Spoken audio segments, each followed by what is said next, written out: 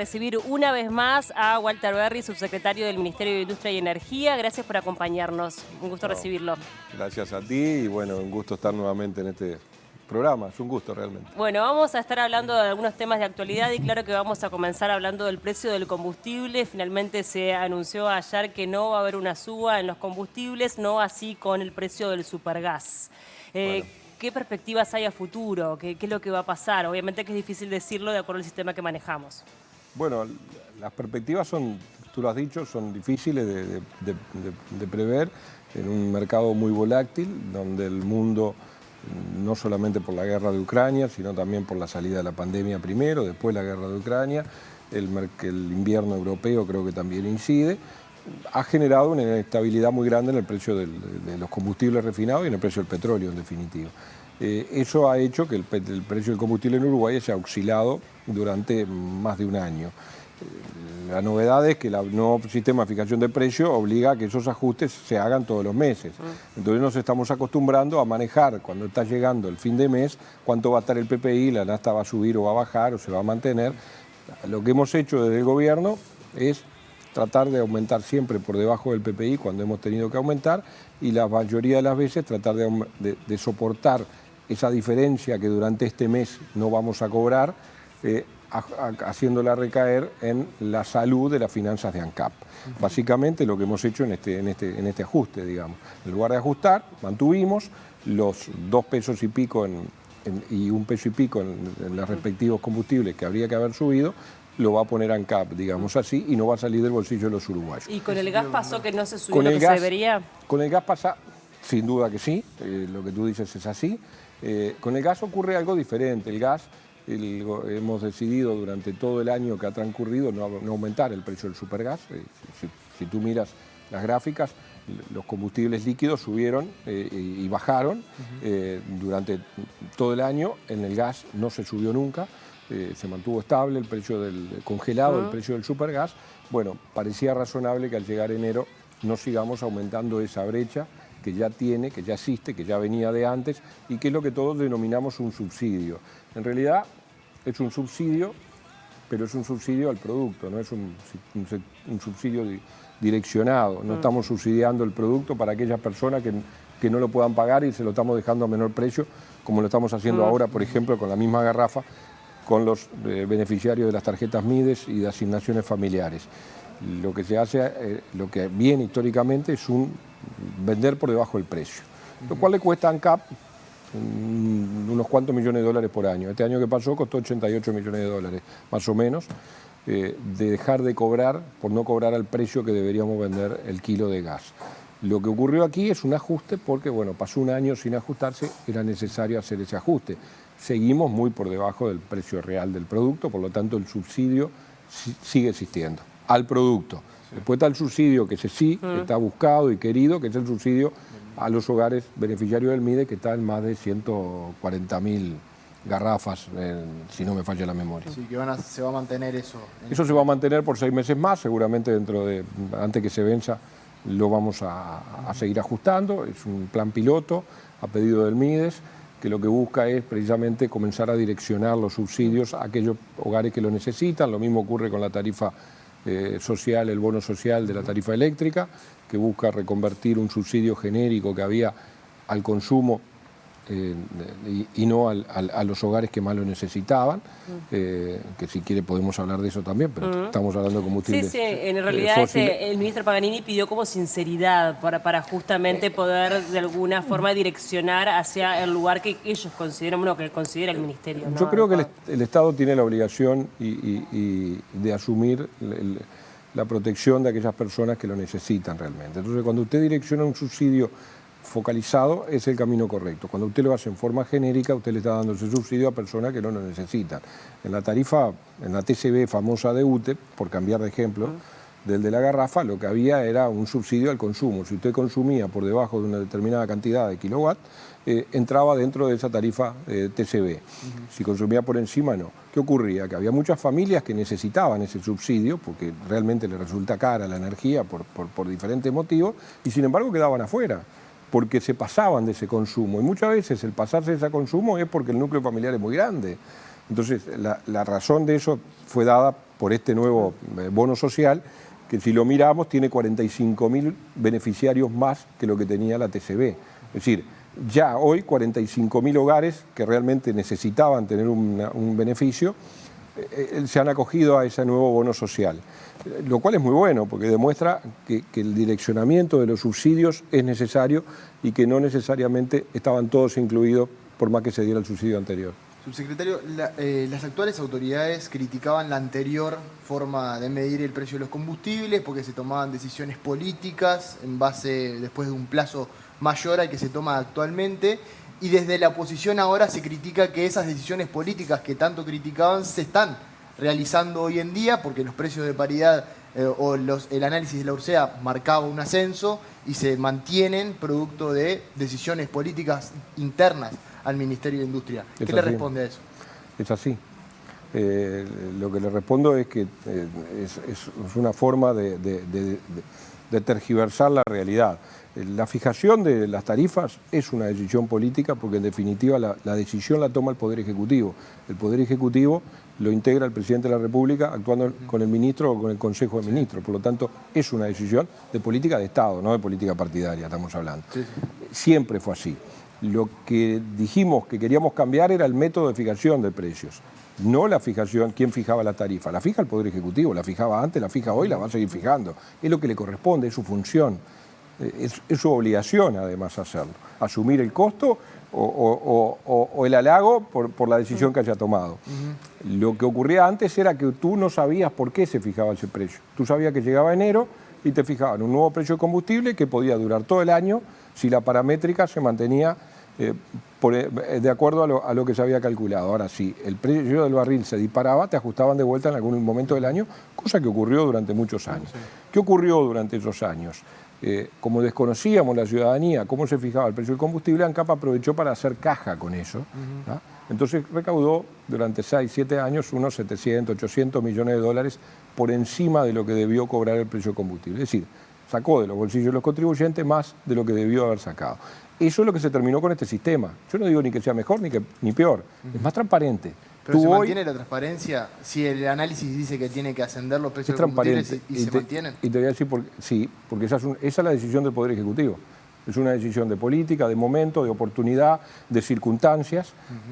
Lo que sí no cambió, y que para bien, es que tú sabes si la decisión del Presidente de la República con el Ministro de Industria y con el Ministro de Economía es para hacer caja o para aliviar el bolsillo de los ciudadanos. Si mañana decidiéramos aumentar por encima del PPI, capaz que estaríamos haciendo lo mismo que hacían el gobierno en los años anteriores. La diferencia está que ahora lo vamos a saber. Y además va a estar transparentado que lo vamos a hacer porque vamos a tratar, en definitiva, de poner un impuesto encubierto, porque estamos recaudando más, no es un impuesto, porque es un precio, pero en definitiva estamos recaudando más de lo que deberíamos vender el producto porque lo vamos a vender por encima del precio de paridad de importación. Es decir, se transparentó la forma de fijar el precio de los combustibles. Lo sigue haciendo el Poder Ejecutivo y lo va a seguir haciendo en este gobierno y en los que vendrán, no hay ninguna duda de ello. Y con respecto a ANCAP y la espalda de ANCAP, de la que tanto se ha hablado, ¿hoy tiene espalda ANCAP para resistir estos 2 pesos? Sí, claro. Es una de las cosas que primero miramos a la hora de tomar la decisión. Si estuviéramos afectando la salud financiera de ANCAP, no lo podríamos hacer. Hoy ANCAP lo puede hacer, ha tenido márgenes de refinación alto, el tipo de cambio también lo está favoreciendo y además de haber hecho un ajuste en toda su estructura de funcionamiento que ha permitido bajar costos innecesarios, digamos así, o sobrecostos en otras áreas de producción. En algunas todavía nos falta, por ejemplo el del Portland, es un negocio que seguimos perdiendo, pero estamos en un camino de resolver. En el tema de la planta de envasado de gas hemos tomado un nuevo camino que cuando comience a funcionar también va a permitir ahorrar algunas cosas que antes las teníamos que pagar desde el bolsillo de ANCAP. Digo, creo que se está haciendo una sana y transparente administración de ANCAP que ha permitido tener, bueno, esa espalda que nos permite a la hora de mirar cómo están sus números poder tomar la decisión de que durante este mes de febrero, por ejemplo, eso que no cobramos, no aumentamos el precio, se va a financiar con ese superávit que ANCAP tiene en sus cuentas. ¿Cómo está afectando la sequía, este déficit hídrico que atraviesa el bueno, país? afecta mucho, afecta por muchas áreas, ¿no? Afecta primero a la producción, a las familias, a las personas, a los animales, no hay ninguna duda. Nos afecta a todos y afecta también, desde el punto de vista de la mirada del Ministerio de Industria, afecta también a la generación de energía, ¿no? Claro. Hoy estamos gastando en combustible aproximadamente entre 1,5 millones, un poco más, 1,6 millones capaz, de millones de dólares por día para abastecer a la central del ciclo combinado de Punta del Tigre, porque gas no tenemos, Argentina no nos suministra gas suficiente como para alimentar la central, y hay momentos donde tenemos que recurrir a ella porque la hidraulicidad que tenemos es baja, nuestros lagos están bajos y no nos olvidemos que los tenemos que preservar porque la batería es la que da respaldo a todo el sistema. Por lo tanto, complica y bastante, nos obliga a tener mayores costos de generación por parte de UTE, ojalá se resuelva el tema.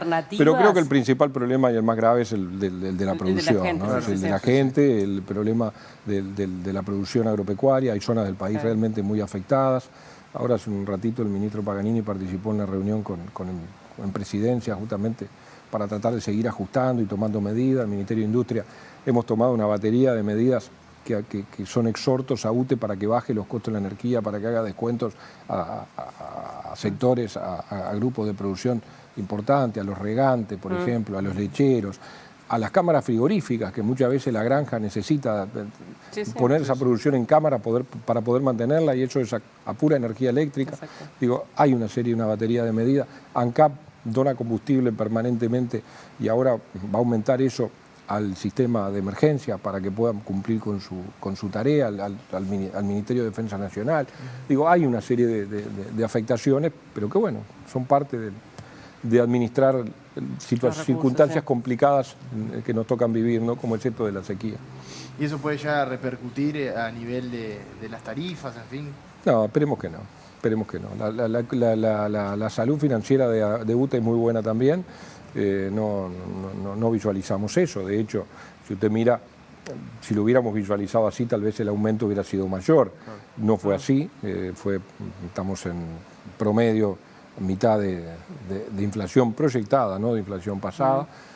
No parece que fuera el caso. Obviamente que se van a resentir la recaudación, obviamente, porque hay que gastar más en combustibles. Ahora estamos terminando un trámite de importación a Brasil, lo cual nos va a permitir ahorrar bastante. Ahorrar de lo que estamos gastando, ¿no? Sí, claro. No que vayamos a ahorrar, vamos a gastar más, pero no vamos a gastar tanto como quemar combustible fósil, en función de que Brasil nos va a vender energía hidráulica. Que ¿A partir de cuándo? Sensiblemente. Y ahora están terminando los trámites de importación de esa energía. Claro. Creo que hace unos días se firmó el decreto en el Ministerio.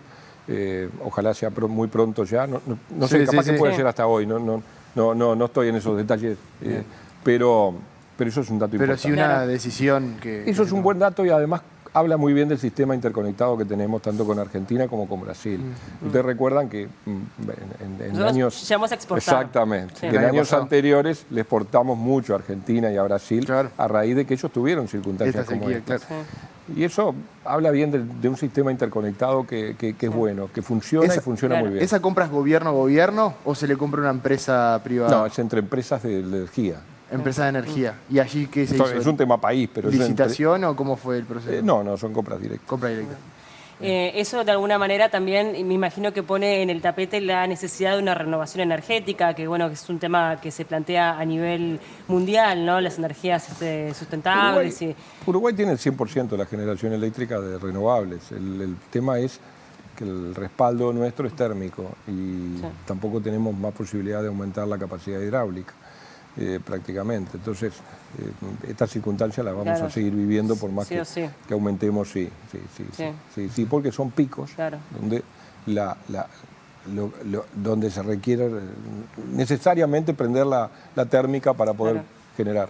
Yendo por otro lado, bueno, aparece lo del hidrógeno verde como esa gran alternativa para Uruguay. Eso sí, podría ser una solución y evidentemente es un combustible que está llamado a hacer el combustible del futuro, y Uruguay tiene allí un gran horizonte de desarrollo que avisora en ese plan, en esa hoja de ruta que hemos diseñado con una consultora que financiamos con un préstamo del BID, con una financiación del BID, no fue un préstamo.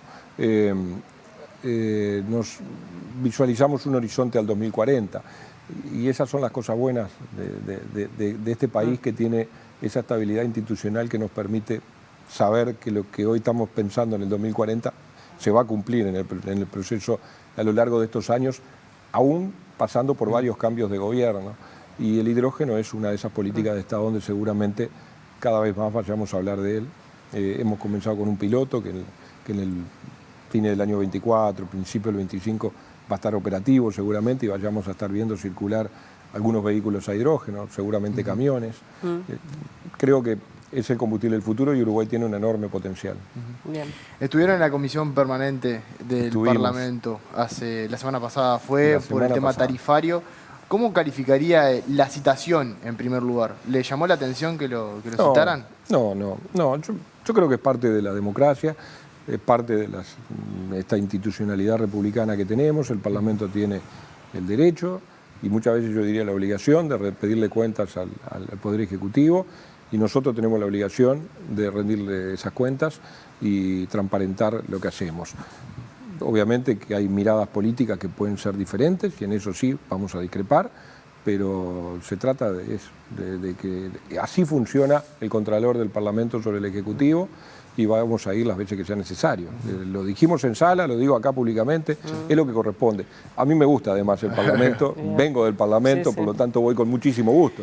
Pero más allá de eso, creo que es una fortaleza republicana de nuestro gobierno, de nuestro país, no de nuestro gobierno, que creo que hay que respetar, y sobre todo cada vez que ocurre y vamos, la estamos fortaleciendo. Hablando un poco más de lo político partidario, ¿qué lectura hace de la situación que se vivió con el ministro de Medio Ambiente, Adrián Peña, y también con la cantidad de jerarcas que han tenido que dejar sus cargos en este periodo de gobierno dentro de lo que es el Partido Colorado? Yo creo que algunos de esos casos son propios de desgaste y de decisiones de gobierno que muchas veces no salen como uno quiere, y en otros casos son errores propios, como es este de Peña, que me parece realmente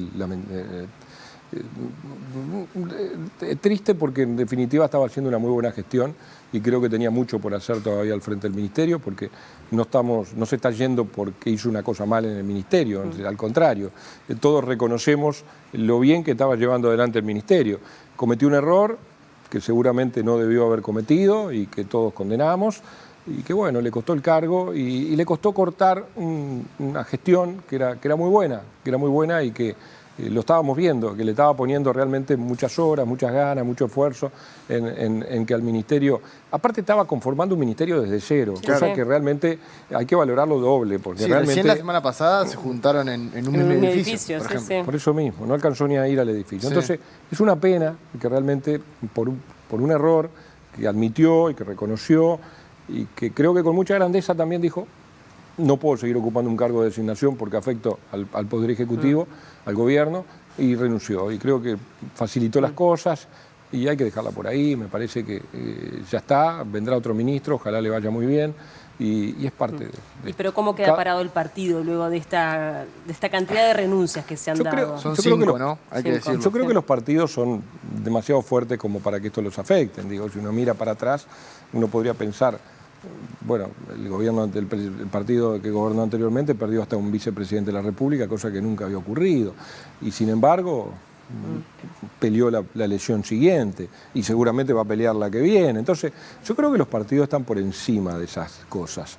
Me parece que el partido no está afectado, no es el partido que hizo eso, son hombres, se corrigen, se cambian y se sigue. Peña tendrá la oportunidad en la próxima elección de convalidarse nuevamente por las urnas. Creo que a todos los partidos nos pasa, y es parte de este sistema que tenemos de partido político, que de alguna manera también lo fortalece, porque también de esos errores uno tiene que hacer la autocrítica, que creo que es la etapa que debemos entrar en el Partido Colorado, ¿no? Hacer la autocrítica de por qué nos pasaron estas cosas, y seguramente de esa autocrítica salgamos fortalecidos.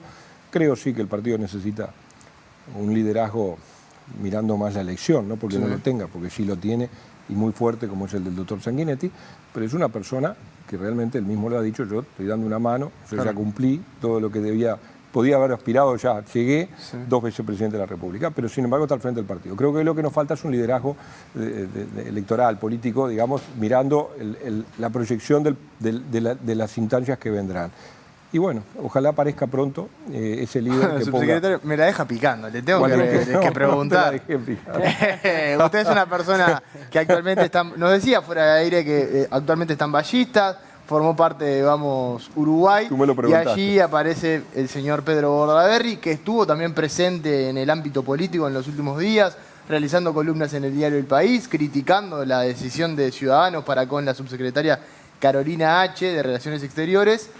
¿Vuelve Bordaberry a la política o no vuelve? No tengo esa respuesta. Ojalá tuviera y te diría, sí vuelve, porque es lo que creo que el partido necesita además de otros, pero no la tengo. Sí, ¿Puede sí, ser es claro, ese líder? sí es claro que en esta línea de argumental que te estaba diciendo, Sí. Bordaberry es un candidato natural y es un líder natural del partido. Lo fue, recuperó el partido y lo puso después de la elección del 2004, que fue la más baja que hemos tenido, en la más alta que tuvimos, que fue un 17%, en la elección del 2009, y posteriormente también votó bien. Por lo tanto, nadie discute que es un líder natural y que si volviera, seguramente no. Hoy nos está haciendo mucha falta y el deseo es que pueda volver, pero yo no tengo la respuesta de si va a volver. Sí, le puedo transmitir lo que quiero, sí quiero que vuelva, lo digo claramente, y creo que todo el partido lo quiere, pero de ahí allá es una decisión de él, que seguramente la tomará en su momento, más distante, no lo veo todavía en esa situación, ojalá sea un sí. Bien. Queda para preguntarle sobre el caso Astesiano, pero prefiero preguntarle si va a mantener el cargo hasta las elecciones, si va a terminar el periodo de gobierno o si va a renunciar antes. No lo sé. Me gusta mucho lo que hago, le dedico muchas horas, pero también soy un actor político.